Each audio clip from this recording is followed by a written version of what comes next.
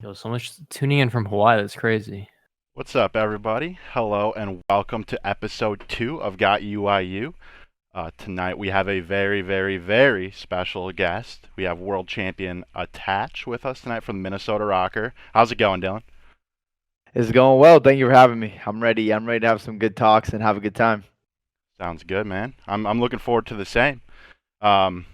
So to start off the show today, we're going to start off with a little bit of a week in review for UYU and what we have going on for this weekend. So this week, obviously, we had some content go up on our channels. Our last podcast with Thy Ashes, the Gears of War coaching legend and UYU general manager.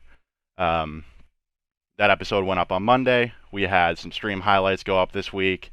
Kind of a quiet week in terms of like any sort of competitions. But this weekend, we have the Challengers Elite Qualifier. Dylan, have you been paying attention to much of the Challengers action this year? Definitely. I mean, the Challengers thing is the only thing we've had to watch for competitive Call of Duty for the first couple months. So that's really the only competition and tournaments we get to watch until, of course, the season starts in about a week for the CDL. But the Challengers has been really fun to watch, and I've been checking out all the streams and seeing like the new up and comers and just who's doing well. Awesome, man. Awesome. So just sort of a little bit of background information for all of you UYU fans out there that might just be into fighting games or may not know too much about Call of Duty. Attach has been in the scene for about as long as I can remember. I remember first seeing you on Elevate way back in, I think it was Ghost. Yep. Can you kind of give me a refresher on what that team was? I think it was Miyagi on that team? Yeah, it was Miyagi, Strife, Slasher, who is now part of LA Thieves, and myself. And that was the first team that we all placed top 8 together, and that was kind of like the threshold for going pro back in the day. So yeah, it was definitely, and we were all West Coast players. That's kind of how we all started teaming, because we were all living in the West Coast. Made a team, flew out to UMG Philly, and got top 8, and then kind of just took off from there. How did you guys meet up? Like, how did you guys form that team?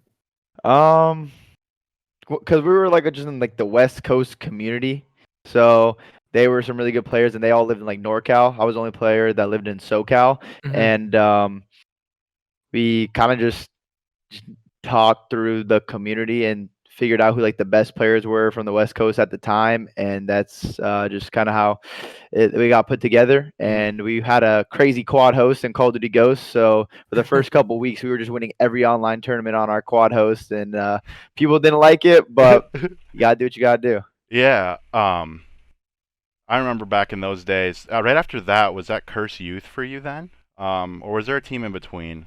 I'm kind of. No, it was Curse Youth. It was Curse Youth. Yeah. Yeah.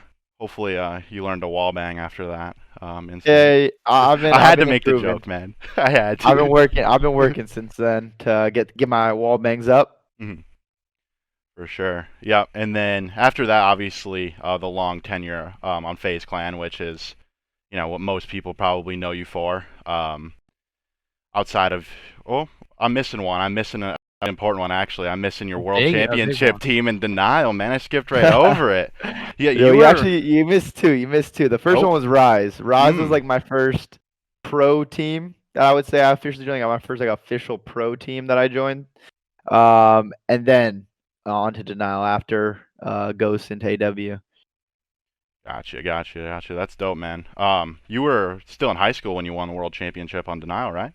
Yeah, I was a senior in high school on Denial and in AW. Lots of traveling and missed lots of school, but it's all good. We still passed. Yeah. What was that like, winning a world championship and then going back to like high school? I can't imagine. It was pretty cool. I mean, honestly, all my friends, like a bunch of my friends from the high school, were at the COD Champs event.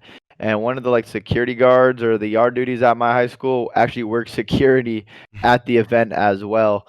So before that, some of my friends were like, "Oh," because they knew about the tournament. So they were like, "Oh, like Dylan's playing in the tournament." And I would go like see like the yard duty, who was just like would chill on campus and oversee everything.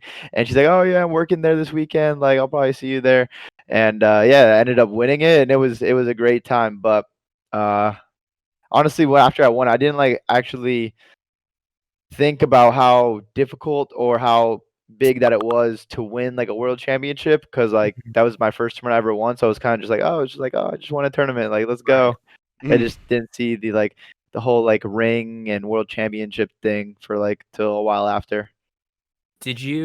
Was it kind of weird though, basically winning, a Super Bowl or a world championship and not having your friends really know what's going on, or going back to Uh, school as normal? nah, I mean they understood it kind of. I think I don't Uh, know, because we definitely had a little celebration after. And then when I would just go to school, it was honestly just a good time. My school would support, the teachers would support. Like I would just go away for a weekend, and then I come back, and then some teacher would just ask like how my weekend went and all that stuff. So it honestly didn't even like really feel like I was in high school anymore when I was uh, still there, because I would just like some kids would just be getting in trouble, and then I would walk in late, and my teacher would be like, "Oh, hey Dylan, like how was your weekend? How'd it go?" And then I don't know, it was pretty fun. That's awesome, man. I can't imagine being in that situation. Like, you just literally just one chance and you're in high school. Like, I couldn't even like fathom that. You know what I mean? And then obviously your career speaks for itself after that. Um, so I know that you were on phase for how many years was it actually total? Either I think it was like 4.5 to Mm. 5 ish, because I joined in like June, I think June of 2015, and I don't know when I officially left phase and was no longer under contract with them. I would have to be out during after Black Ops 4 in the transition from like just to CDL to like franchising and stuff. mhm. So probably like 4.5 years, 4.5, somewhere around there. Nice. Obviously I remember the World War II Stage 1 playoffs championship. Yeah, I'm going to show the viewers at home right now the famous 1v3 artillery strike clip, just in case yeah. they maybe weren't around for those days. So, um, yeah, let That me was get this it was a fun fired time. up for you. Yeah, for sure. Up though. So Scup with a kill. Priest with a kill. this right here, It's all attached now. round 11, like The game 2. comeback This is seems one of to the be craziest dead. plays I've ever The seen in my comeback entire seems to be life. dead. He runs through his own artillery. He runs through his own artillery, and now it's a What- 1 versus 1. What was going through your mind when you were running through the Clem has artillery read this strike, man? perfectly, Like, but I think Attach saw him. Did Attach see him? 1-on-1. 1-on-1. What- Oh my god. Krim's in the sight.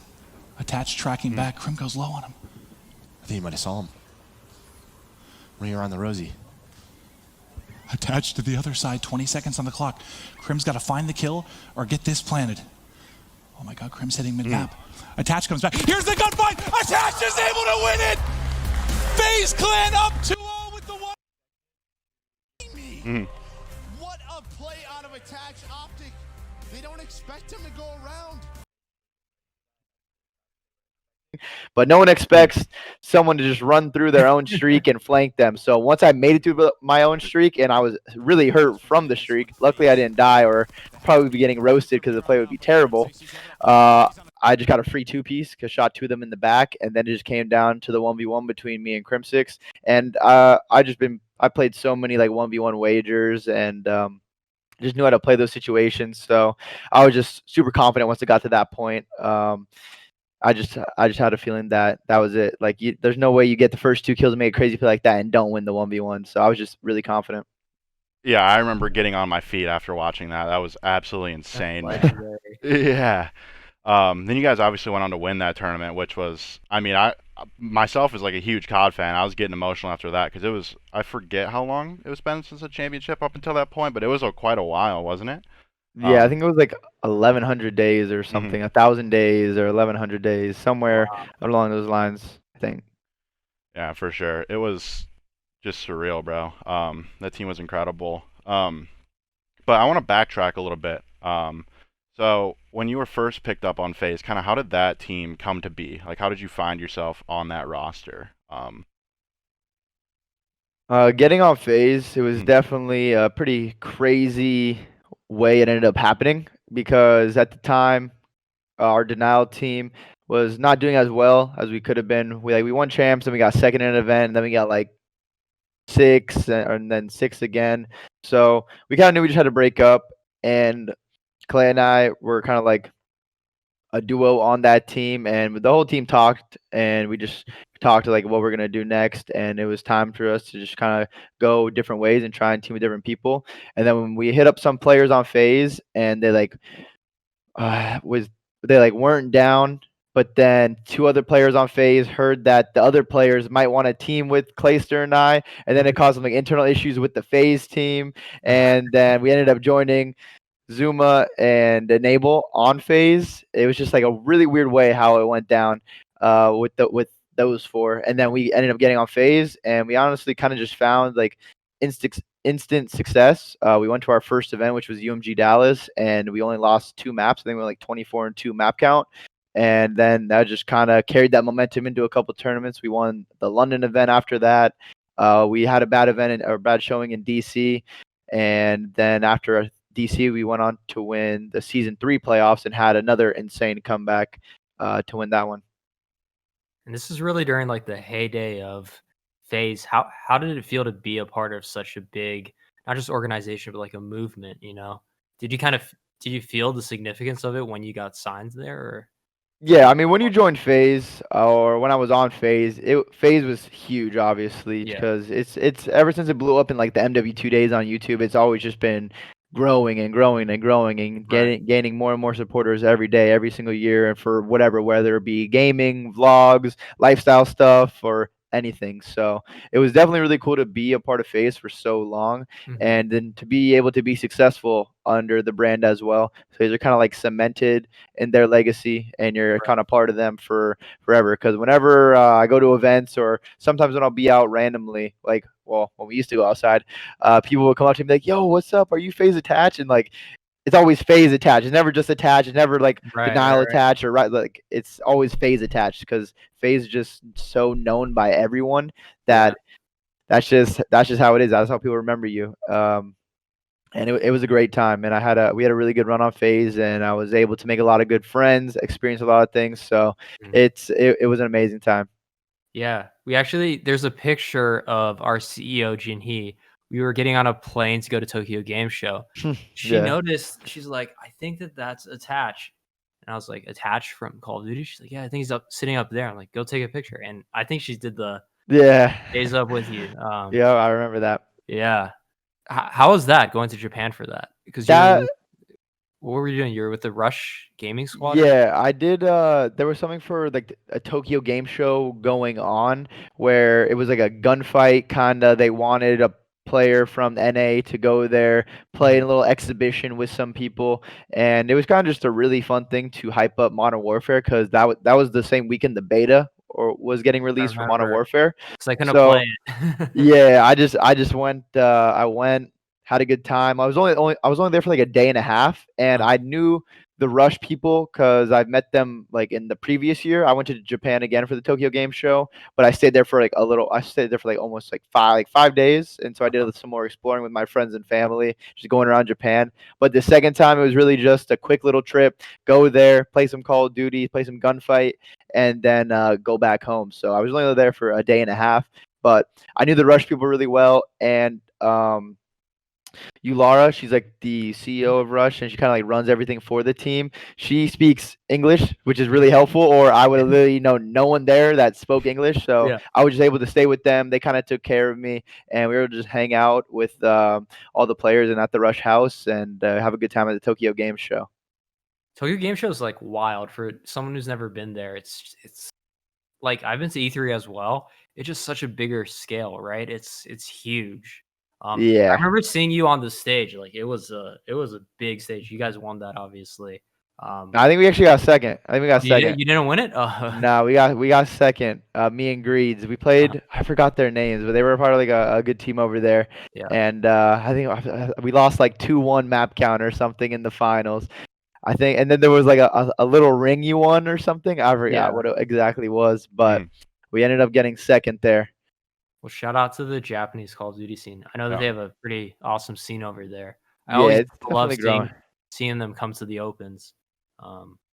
Obviously, we're gonna have to wait a little bit with everything going on in the world before we see that again. But yeah, love to see that. For sure, me too. Obviously, I miss LAN so much. Like going to a COD event, there's like nothing. Like obviously, I love going to most esports events, but COD always have a special place in my heart. Like Yeah. kind of coming up with that open bracket feel, like people screaming at each other. I'm sure you know what I'm talking about. Like just want to go back to Yeah. that as soon as possible. More than Yeah, anything. I cannot wait until we can go back to an event, not just play on LAN, but go to an event where spectators are there, open bracket, and everything will just feel right. But it's probably gonna be a little while till that happens. But it's Right. gonna be a glorious day when we can, and I feel like a lot of people aren't gonna know how to act anymore because everyone's gonna be going wild. Right? They're gonna be, yeah, and I feel like everyone's gonna go to this event, not just players, every kind of content creator, whoever it may be, is just like. Like, if you want to go outside, go to an event for a weekend, everyone's gonna say they're down after being inside for so long. So Yeah. it's gonna be a great time when we can all meet up and just have a good time at an event. Agreed, man. I look forward to it. So kind of the next topic I wanted to go on was this the start of the CDL for you guys last year, franchise Call of Duty. Obviously, for those people that don't know, you were on the New York Subliners last year, able to take an event with that squad. Yeah. If you could describe your experience in year one with the NYSL in one word, what would that word be and why? Like with my team or just like overall? Just everything? overall, everything, take in consideration, everything going online, some team changes, everything. One word, okay. This is tough because there's so much that happened. I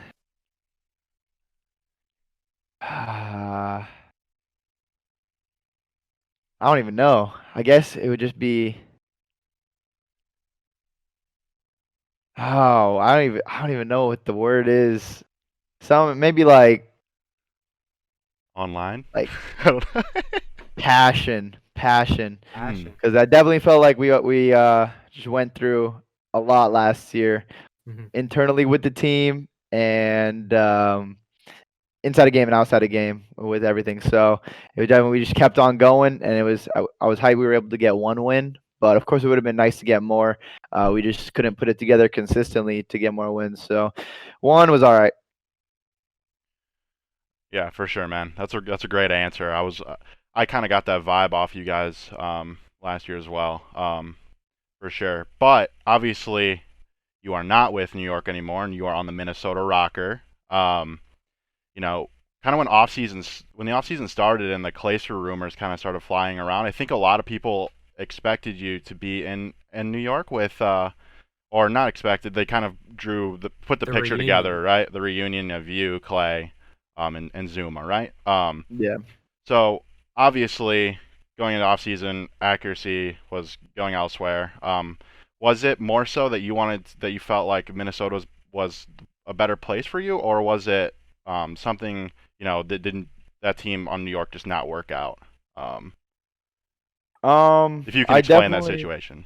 I definitely wanted to. Well, one thing I wanted to make sure I did was live in Texas for this upcoming season, just because living somewhere where you're gonna get the best internet possible, you're in the center of everything. You're not living from the plane from the West Coast or the East Coast without the best internet possible. So I wanted to make sure I was able to do that, and I didn't know if that was gonna be a possibility on New York, which they actually were able to move to Texas, but there were just like some talks behind the scenes then and some other things that kind of led me away from New York. And then even when the rumors with like the Clay thing were brought up with and then like us kind of reuniting with me, Zuma, Clay, I talked to Tommy a little bit about it, and we never really got too far into developing like that team. It was kind of just a mutual thing. They're like, yo, what do you want to do?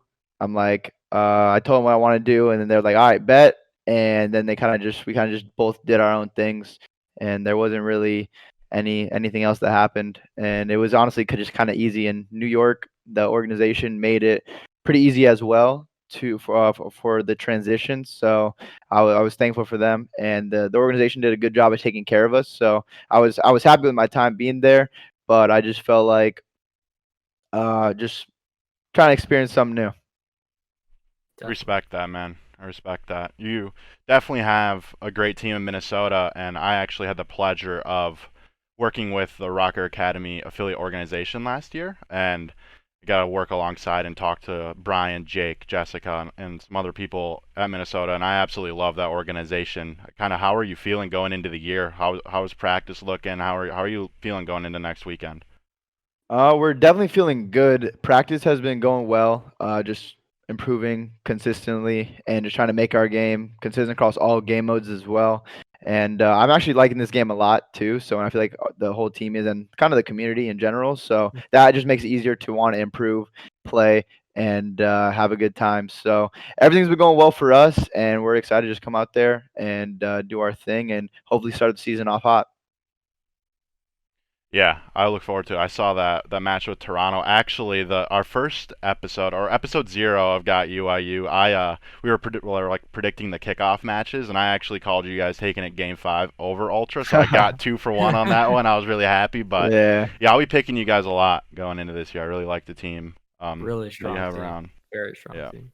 Appreciate it. We'll try and make you win a lot of your picks.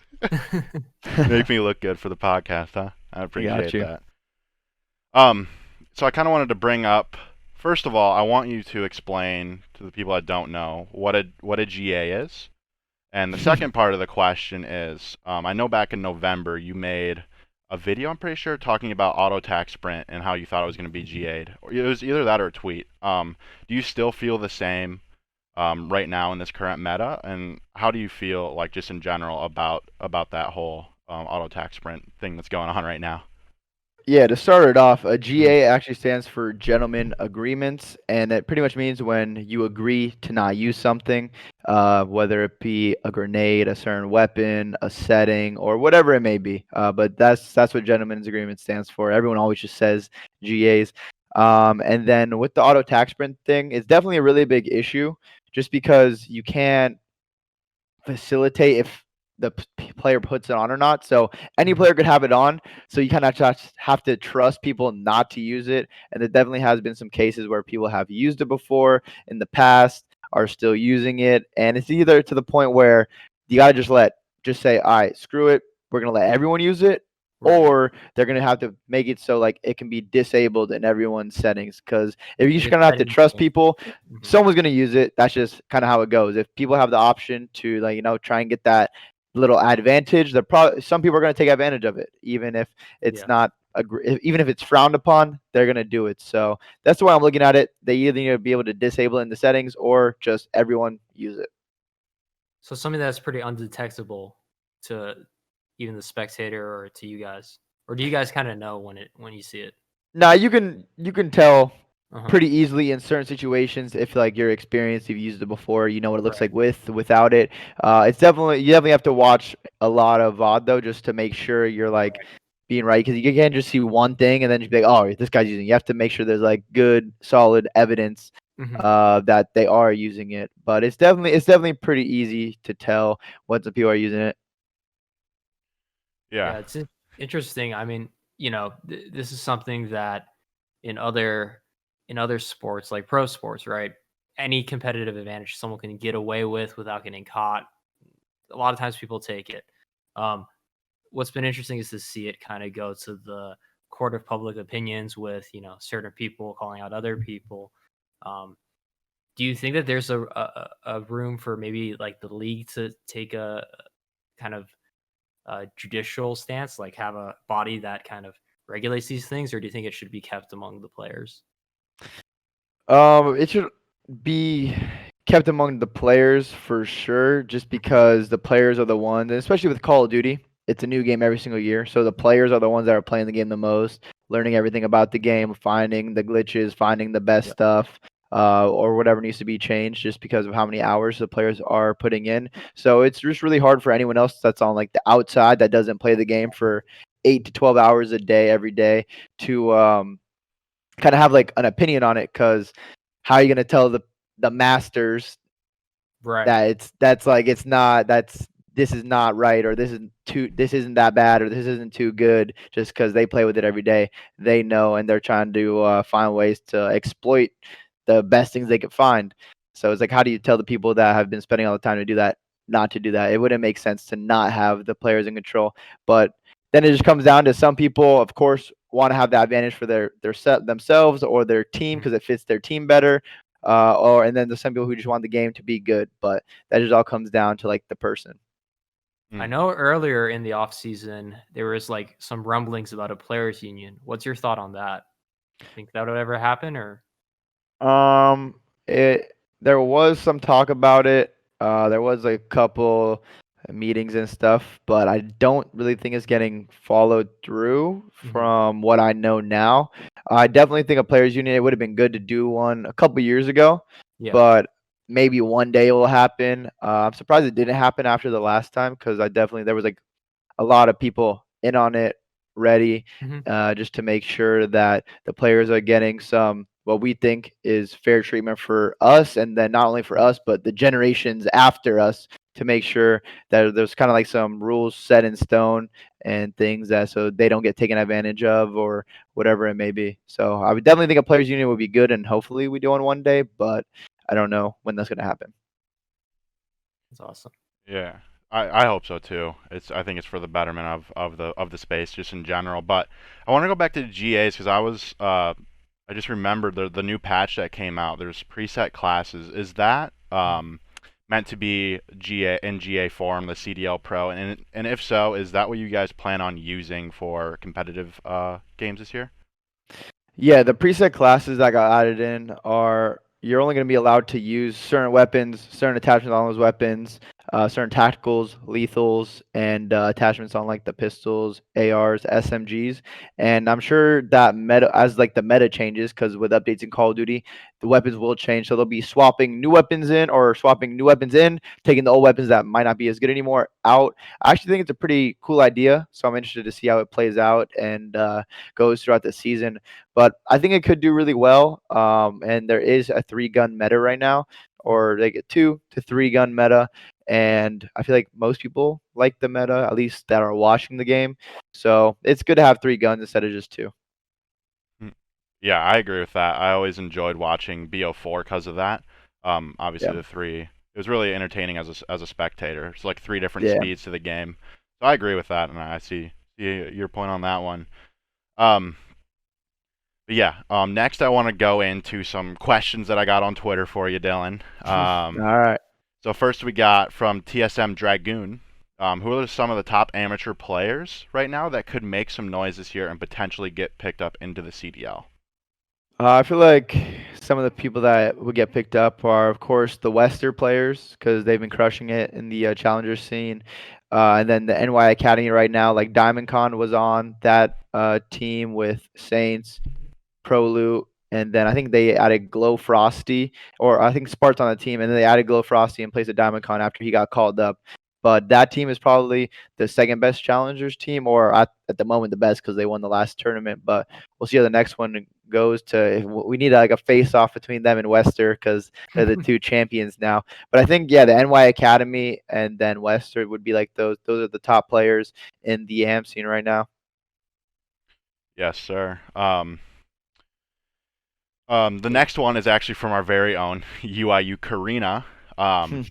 Who are some players that you would like to team with in the future, if given the chance? Some players that you haven't teamed with before. I haven't teamed with before. Who are some people I would like to team with that I haven't teamed with before, or I've been close to teaming with? I feel like Arcees would be a good teammate. Envoy would be another really good teammate. I know. Who else? I gotta say Caesar Skies. Gotta make Karina happy about that. We like that too. We love Caesar. Caesar's my boy. So there's maybe Illy, Shotzi, those kind of like young players who are just really good, really smart, and there's definitely a lot of really talented players, and the talent and the teams are very competitive this season. So it's going to be a fun year, and I'm excited to get started because the more competition, the better, and it's going to be crazy. For sure, man. You said a lot of people were good teammates, and that's why you wanted to team with them. And then you named off some of the top challengers players. If you could give some of those top challengers players some advice, and how to mold themselves into a good teammate, or what you consider a good teammate, and further their career and like more ensure their way into the CDL, what advice would you give them right now?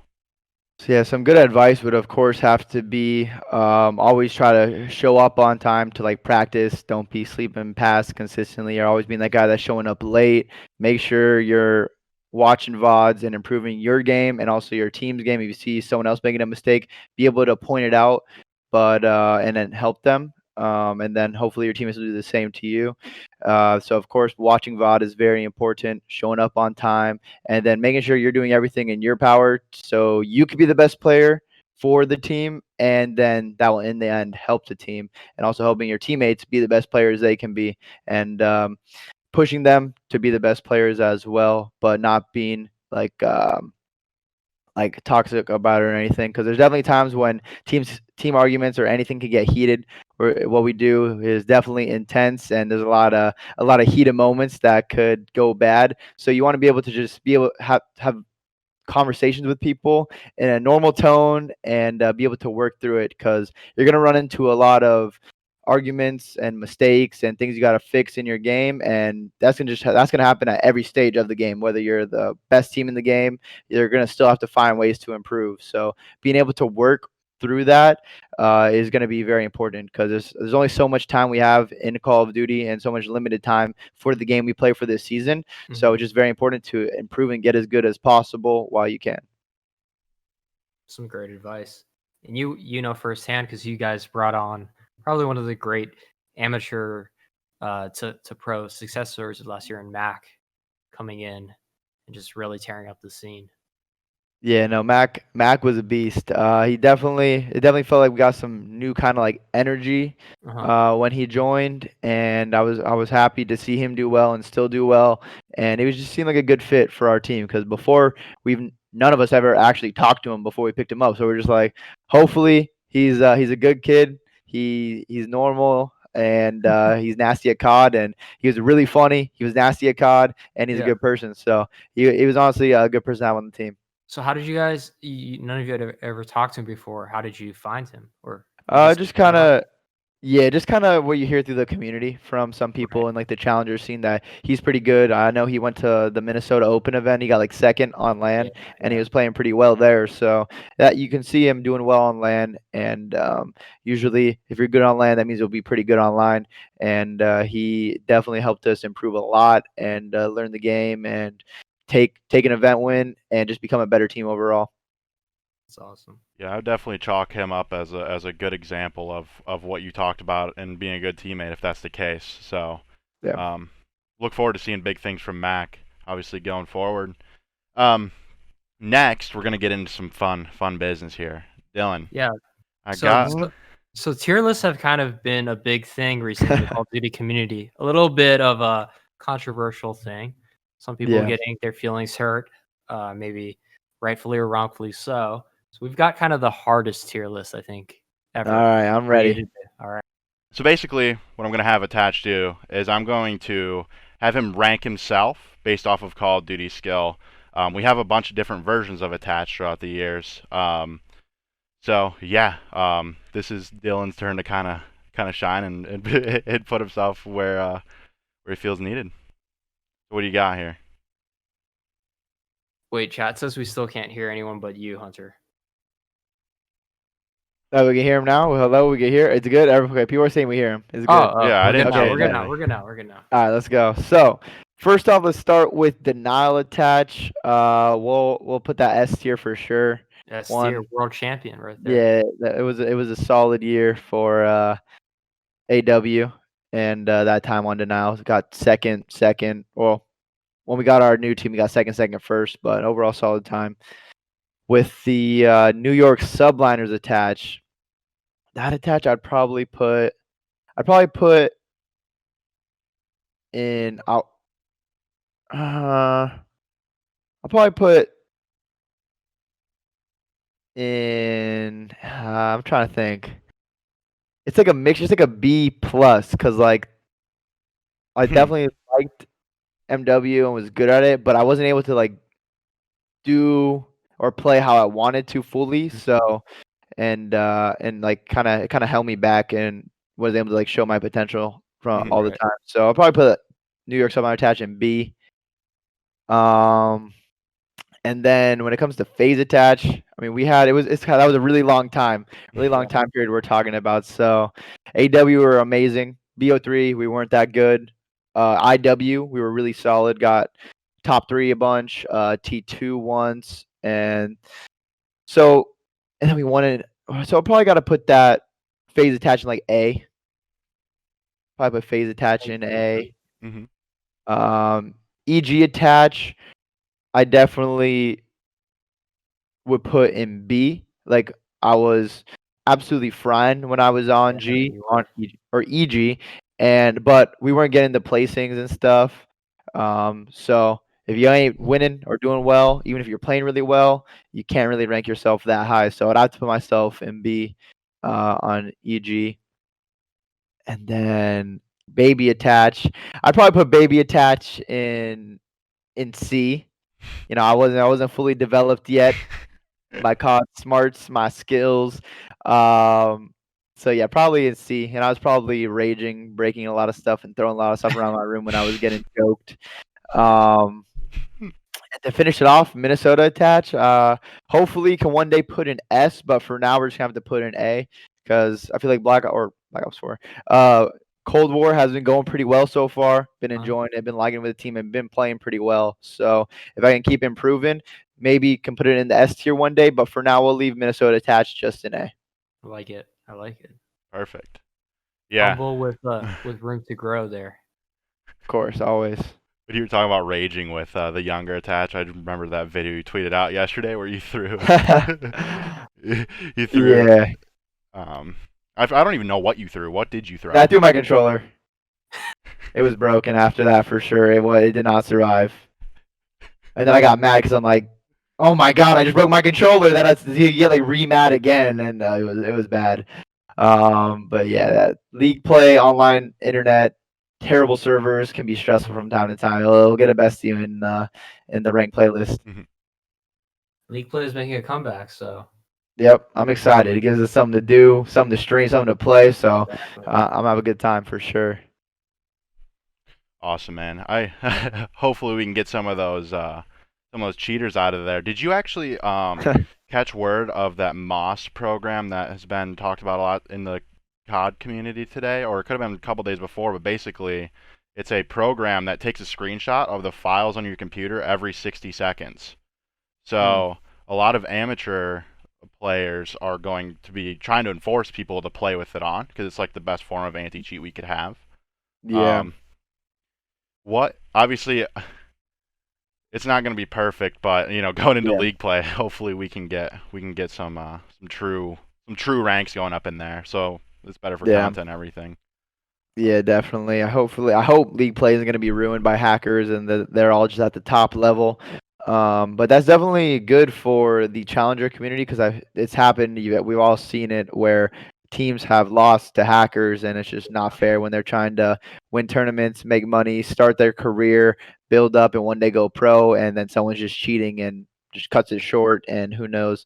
It would definitely be very, very annoying and make everyone very angry if you lost like that, and it kind of just ruining your pursuit to the top. So hopefully that can help and make all the games just more fair. I just don't understand the mindset of cheating in challengers. Like, you're gonna be found out. You're not gonna make it onto a pro roster that way. I mean, you're gonna lose all respect. Just doesn't make sense. I mean, and they're not even. I don't think a cheater's ever come close to winning yet. So I don't know. Couldn't be me. Yeah, I don't know. It's just I feel like people just do it to like try it out or be funny for a little bit because either they aren't passionate about it anymore or they really don't think they can go pro one day. So they're just like throwing the cheats and let's have some fun, and then they just ruin other people's day, which sucks. But yeah, it's a bad situation right now, and hopefully this will be a good way to try and fix it because it's getting bad and it's only gonna get worse if something doesn't change and get fixed one day to stop the cheating. Yeah, definitely. By the way, your mom's in the chat and she agrees with your tier list ranking. So I like that. I like that. She probably agrees with the lower ranking on younger attach of how much you were throwing stuff around. What you were Oh saying yeah, earlier. definitely, yeah, low, yeah. Might even have to put the baby attach in D. I wanted to get a future attached too, but I didn't know how we could represent. You like the aging Attach app? 35 years from now. Yeah, you could be like LeBron James, still playing at what was LeBron 36? Yeah, somewhere up there. It's crazy. What do you think about age in Call of Duty? Do you think there's like a age that is kind of obviously the prime, but do you think there's a age where it kind of falls off or no? Not really. It's hard to say because you got Clayster and Krim, who are I think the oldest at the moment, and they're still playing really well. Scump, who I think is 25, he's still playing really well. Formal, I think is like 24, 25-ish. He's still playing really well. So I really don't think age is as much of a thing in Call of Duty as people think it is, especially just because a new game comes out every year. So it just comes down to being dedicated to learning the game, putting the time in every single year, which I can understand why some people might not want to do that. They might be getting older. They might have interest in other things. They don't want to just get a new Call of Duty, play it for an insane amount of hours every single day for a year and just try and improve. So I can understand why some people might just lose that kind of passion for it and they might have interest in other things now because it's not easy to just get the game, put all that time in and hard work every single year. Like that's some people are going to love it, some people aren't. Everyone's different. So it all just comes down to the person on working hard and being the best they could be because that's honestly the most important thing of Call of Duty. There's options now too, right? Like before, there weren't as many options, but now you can be a streamer. There's Warzone out there, content creation. There's a lot of ways you can still be a part of the Call of Duty community. Yeah. And Tommy comes to mind. I mean, obviously he had to retire I see his mom's in the chat right now as well. For health reasons. I don't know if he retired yet. I think he's still trying to come back. He's gonna trying to come back. Okay, just taking some time off. Love to hear that. I don't think he's officially retired yet. He's definitely trying to heal that. up and then make it work and give it another go, which I think he definitely can. So absolutely, I wouldn't be surprised to see him back. That would be great. But yeah, I've loved seeing his streams recently. Mouse and keyboard, frying on mouse and keyboard, by the way. Yeah, a beast. And it's great to have a lot of other avenues for of course Call of Duty pros to take things. So I want to kind of transition things a little bit to something coming up this weekend, a big thing. So you won COD Worlds at 18, right? Yeah. It'd pretty much be your rookie year, you would say? Yeah, I went pro in like the middle of Call of Duty Ghosts. So I guess I could have been a rookie that year, but AW was my first full season being an actual professional player. So I'll say this for you since, it's kind of a big statement to make. So that's kind of like a Patrick Mahomes coming in his, what is that, second year Hunter? Winning it all? Was MVP? Third year? Second or third? Yeah, this would be a second bowl though. So No. Now his first Super Bowl was his second year in the league, right? Yeah, yep. Pretty sure. Won MVP, won the Super Bowl, and now he's obviously in the Super Bowl up against the GOAT. Yep. Tom Brady. So who do you got this weekend? I feel like my mind is telling me the Chiefs, but I want the Bucks to win, and I want to see Tom Brady get that 7th ring just because it's so crazy to think about someone having that many rings, especially in football and how just big the teams are, offense and defense. Yeah. To be able to be that consistent is just mind-blowing. He's already the GOAT, but him winning again and him even just getting there and then winning again, it just makes the conversation so much even further. Like someone's going to have to do something insane, and maybe one day Mahomes could be the GOAT, but of course he still has his whole career ahead of him. But he's definitely off to a good start. But yeah, it's just crazy what Tom Brady's been able to do throughout his whole career, and then go to a new team after like 19 years, somewhere along those lines, and go back to the Super Bowl. So I kind of want to see him win just to have his legacy keep on growing. Yeah. Do you have a favorite team yourself? Or I would say right now I probably just support the Rams the most, just because they moved back to LA. So probably just the Rams, and they're decent. Made some moves. Yeah, they just made some moves, and I feel like they're trying to really get a win soon because they've spent tons and tons of money on their team and their players. So, and they have a lot of really good players. So it's kind of like they got to go all in right now and hopefully win within the next couple of seasons. I think that's what the move was for, is a Super Bowl or bust type of move right there.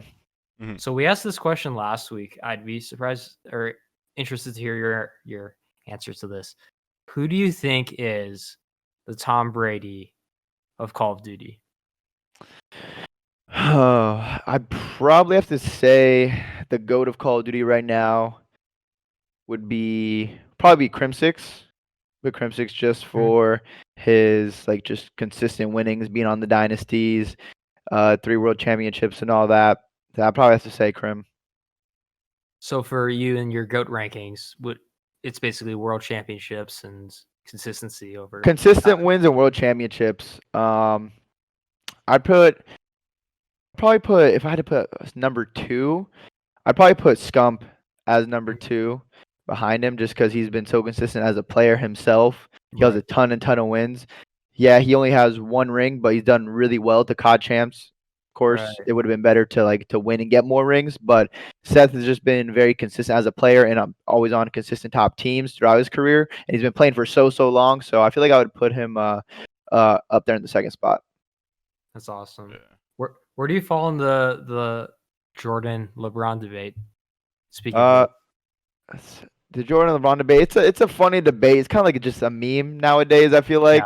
Because if you're actually having a debate about them, it's hard to even debate because they're so like far apart from each other when it comes to like the generations they've played in and how everything has changed.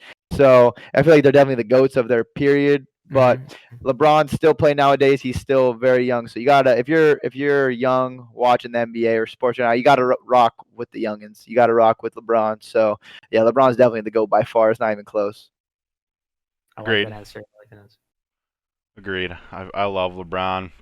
Throw my Super Bowl pick out there again. Chiefs. I'm like, I think Patrick Mahomes is like my favorite player in football right now. Like, I respect obviously Tom Brady, the GOAT, but dude, watching that guy play is just insane. And actually, I agreed with you last week as well. I had Crim as my Tom Brady of COD, but I also had Faker in there. I had some other players. Oh yeah, the question before was of all of esports. But... of all esports, yeah. It's kind of hard to say just because there's so many different esports. Like you can't really. That's like comparing like Jordan to Brady to. That'd be like asking who's the best athlete in the world, and then the argument could go on for days and years and months and decades and centuries. Everyone will be arguing that, so it's just hard to say in all these sports. Yeah, for sure. And then I had like players like Sonic Fox in there from fighting games. Do you watch any fighting games? I've always been curious. Like a little bit. They're definitely really hype. Like the people go crazy at fighting games. Just like supporting. So fighting games are fun to watch. I wouldn't say I've like went crazy and watched every single one, but I've watched it a few times, and it was really fun to watch. It's good to hear. Play any? What? Do you ever play any? Honestly, not really. Except maybe a few when I was younger at the arcade, but never like really on my own at my house, like downloading fighting games and playing. I've always just kind of, if I was going to like the arcade or the pizza place that had all the machines, I'd play it there. But I never really got too into fighting games. What are do you have time to even play other games besides Call of Duty? I guess in the off season, right? Do you play anything else? During the season, you definitely have time to do other stuff. It just kind of is to take like your mind off things and to just do something else, not just focus so much on one thing. Like kind of give your mind like a break to just do other things. So some people can definitely play some other games for like an hour or two a night and just kind of relax if that's what they like to do. Personally, I like to just stream or just make YouTube videos as like another. I'm playing Call of Duty, but it's not like competitive Call of Duty. So it's a different way of like I'm actually doing it. So I'm just kind of relaxing and just doing other stuff that interests me, and that's kind of what I just spend my time doing after I'm done scrimming and stuff. And then sometimes hitting the gym, just like or walking around, just trying to stay active because we sit in the chair all day. So just making sure I start sweating, get the blood pumping, whatever it may be. I just want to stay a little healthy. I think that's good advice for everyone. Yeah, I think a lot of this is something I've been curious on because I've been hearing like a lot of academy challengers players talk about it recently, and I don't really know necessarily how true it is for CDL teams, but I know some franchises are really invested in like they'll even go as far as to get like sleep counseling and like different like workout routines at home. To your knowledge, obviously you can talk about it if that's incorporated at Minnesota, but how robust is that in the CDL? And is it very common to kind of like for teams to really take like a strong stance on the health side of things at this point? I don't think it's to where it needs to be yet, because I feel like a lot of people are just still so young. So they really haven't like enforced it enough. Like, I guess, because the only way it's gonna happen is if people get injured or something after gaming keeps affecting them. That's just honestly the way things get changed once something really bad happens. So I think some teams are starting to like do it a little bit, not all of them, but a few, and it's definitely gonna get better and develop as more of the COD scene grows and as we learn more. The players want to take care of their mentals, their bodies, everything. So with Minnesota, they actually hired us a trainer that we like do some Zoom workout with, that would do some Zoom workouts with 2 times a week. So it's definitely good to just lift some stuff, run around, just move the body, start sweating, and get some resistance in the muscles. Try and build some muscle up, and just have it's honestly fun too, and it just kind of clears your mind. You just feel better after you work out. All those endorphins are going crazy, so it honestly feels really good to just work out and walk around and run around and sweat. So I've always played sports and been athletic as a person, so that's just one of the things I've kind of just kept with me my whole life. Just I need to, if I don't work out or do anything for too long, I'll start just feeling terrible. Mentally, just don't feel good at either. So you got to make sure you're just staying consistent on that and getting some exercise. For sure. What sports did you play growing up?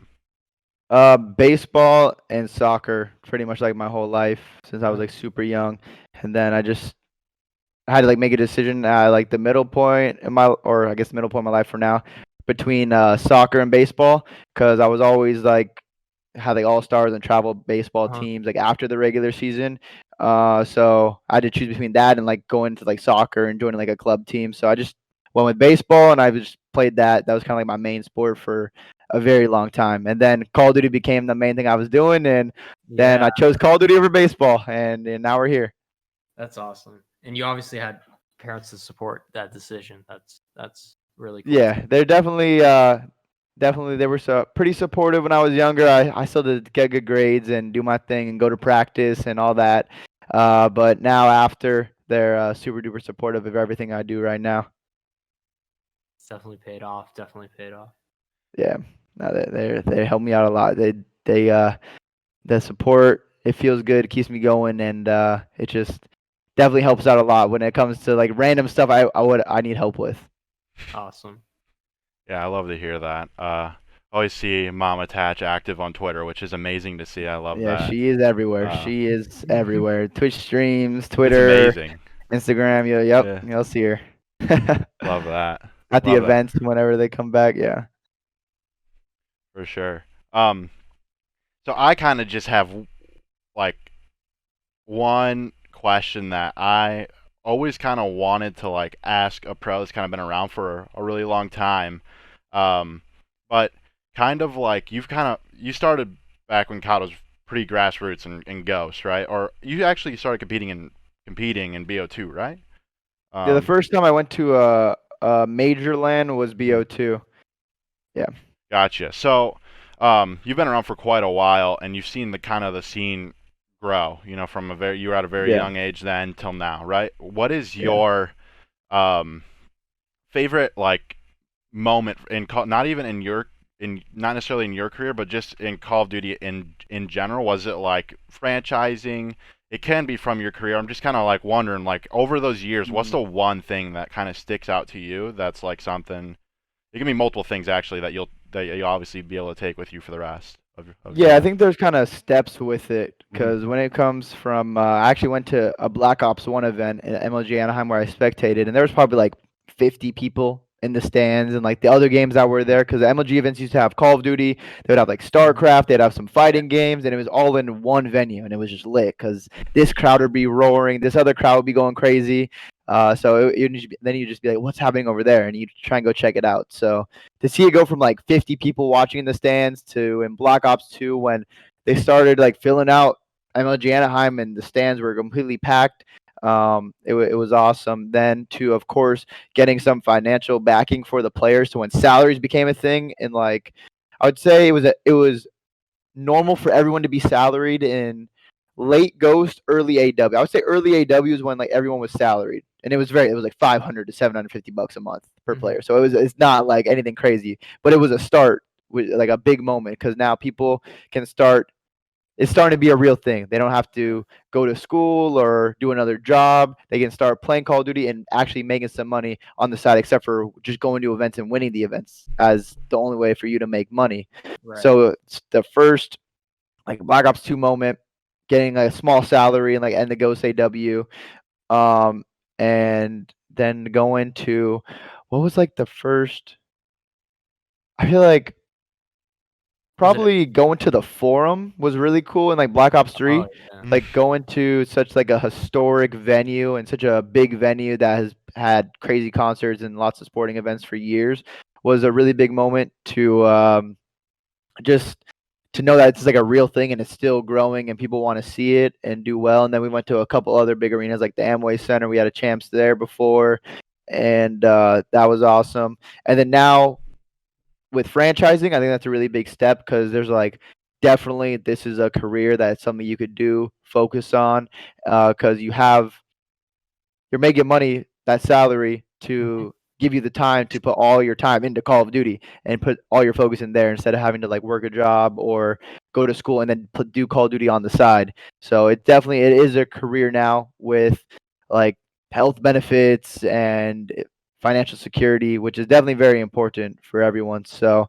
I feel like there's definitely a couple stages of how it went from getting supporters, becoming like starting making a little bit of money, and to now where there's supporters, you can make a career off it, and then there's stuff you could do after gaming, and there's stuff for the people that are up and coming can look forward to. Like I can actually, if I go pro, I can actually make a salary. Because back in the day, when it was like you would just be playing because you like it and are passionate about it. You wouldn't make money unless you got like top 4 at an event, a LAN event. You had to get top 4 to make any money at all in Call of Duty. Right. So it's good that people have that safety net now and they have something to work towards. Yeah. And I think, for ourselves, I mean, we're not in the franchise league, but being in challengers, we try to provide that kind of almost like a D1 NCAA, on-ramp into the pros. We actually do salary our players. I know there's some other orgs and challengers that do that as well. Yeah. And just kind of giving them, we give a whole 360 approach, like teaching them about branding, all the stuff that so well, and do so well. Making content, making sure that you know how to talk to, media, sponsors, like things like that. There's a lot that goes into being a pro outside of just being really good on the sticks. And in fact, like a lot of kids are really good, but they don't stream, they don't get themselves out there. So it's hard for people to even know about them, right? Yeah. No, so definitely. It's very important. Yeah, it's kind of what, we're trying to do. No, that's good because, I mean, that just leads you into the next kind of chapter in your life because some people might fall in love with it and be huge like Nate Shot one day to where he's owning teams now. And like if some people, it might not be their thing to make content and do that, which is completely okay. It just really depends on the person. But if you want to be able to be in this scene for even after you're done playing, then it's definitely important to grow yourself as a brand and do the streams, make the content and all that. So I have 2 more questions. First one is just because I saw your mom write in the chat. It was incredible to watch Dylan compete in the same venue as the Lakers played in. Are you a Lakers fan? Yeah, I'm definitely a Lakers fan just because I'm a huge Lakers fan. Live in Southern California my whole life, so I gotta support them or the Clippers, and we definitely ain't supporting the Clippers. We are not. How are you feeling about this season? The what? How are you feeling about this season for the Lakers? It's gonna be really good. I definitely am feeling another finals appearance. It's Yeah. gonna be. I don't even know who they're gonna face because like the Nets are, of course, I want them to face the Nets because that'd just be a very fun series to watch. But they're just really good at offense and terrible at defense. But they're a new team, so they'll start figuring some stuff I out. actually heard a stat which is crazy. They are currently the historically best offense in NBA history Yeah, and the historically worst NBA defense in history. yeah, Can you imagine that? Like that's so crazy. insane. That's That's insane. so But crazy. I think as time goes on, they'll of course I'm sure they know they're the pros. They're like, oh, our defense sucks. Mhm. If we want to win, we got to work on this. We're not going to be able to just score 150 points every night. Yeah. So they definitely got to work on that. But I feel like a Lakers Nets finals would be amazing to hype. watch. That's LA, New York. I Yeah. mean, the interesting about the Nets, and we talked about this on the last podcast or a previous podcast. It's kind of like those COD teams where they put together like really great individual players that just the Yeah. chemistry isn't always there. So we're gonna have to see. I mean, all those guys could be MVP, Yeah. or Kyrie, Harden, KD. They could all be MVP. They can all put up 30, 40, 50 points a night. Yeah. But it's about getting it all together. And, Yeah, it all just comes down to just winning at the end of the day, and they can't all just be going crazy. Mhm. If they're gonna win consistently, like someone's gonna have to kind of take a step back. Someone's gonna have to it's a team game, of course. So with a team game, there's always gonna be some players who are thriving and doing well with like the stats. Some players might not be doing as well, but they're doing other important stuff to facilitate the team and keep everything fresh, new, and just going and be like the glue of the team. So my last question, and then I'll kick it over to Hunter to kind of close us out here. With the way that the league is now, with the franchising, are there any kind of cities or even like countries that you'd like to see expansion into? Yeah, there definitely is. I feel like the one I always think of would be I definitely would. It would be cool to have a Japan team one day. Oh, that would be awesome. Even if the players are like just North American players, but just having like a CDL Tokyo, that would be dope. I feel like Madrid would be another one, and maybe have the Heretics. It just makes sense for them. Yeah, because I feel like I miss the Heretics in Call of Duty. Like they just every time they would play, the Twitch chat would be hype. So yeah, definitely like a Heretics, like a Madrid. And then who else? I would like to see, of course, Rise Nation back. Because Rise, they're a really good org. I liked my time playing for them, and I'm still friends with the owners to this day. So they're really good people, and they know how to take care of their players. I don't know a particular like state or city they would be, but I just want that organization back. And what's one more like city? I guess I'm thinking of. What would be another cool city from the Where would US you like that to go doesn't have for a team? Where would you like to go for home series? You're gonna have to travel eventually. Yeah, I was really looking forward to the Chicago home series, which is going to be like the next one before the whole COVID thing happened. Because I've never been to Chicago before, so I was really excited for that. But nah, of course, the New York one would have been crazy because there's never been a Call of Duty event in New York. That would have been amazing, especially if we would have won it in person. Like, I can only imagine. But let me think of a city. What city that deserves a team in the U.S. that doesn't have one? I'm trying to think. I don't think the city necessarily is big enough to deserve one, but I'm just throwing it out there. I think if you gave Hawaii a team, Hawaii, everyone would love that. Or maybe we should just do the All-Star game, like Pro Bowl style in Hawaii. I would definitely be down. Definitely spend a nice week out there and just Johanna, Jack Felling, you can take that idea for free. Yes, I think all the pros would love that too. We could have some nice Hawaii. We could sell some DLC like Aloha shirts and Hawaii. Yeah, I would definitely be down for Hawaii. But if your team's living in Hawaii, the internet probably wouldn't be too good. No, So they probably it would be horrible. I actually went to high school in Hawaii, and like you get connections from Japan, like horrible connections, and you get connections from West Coast, and it's not good. Yeah. Hawaii. I'd be down for Hawaii. That'd be awesome. Let's keep that for the All-Star game, maybe. I don't think. All-Star game. Okay. Damn. Well, who we getting for? What place needs a team in the U.S.? This is tough. I'm trying to think of the places that have teams already. I mean, some people have said Ohio because of the lineage of Columbus and stuff like that. Yeah, that makes sense. Definitely, I can see Ohio just because like that's where the MLG headquarters was.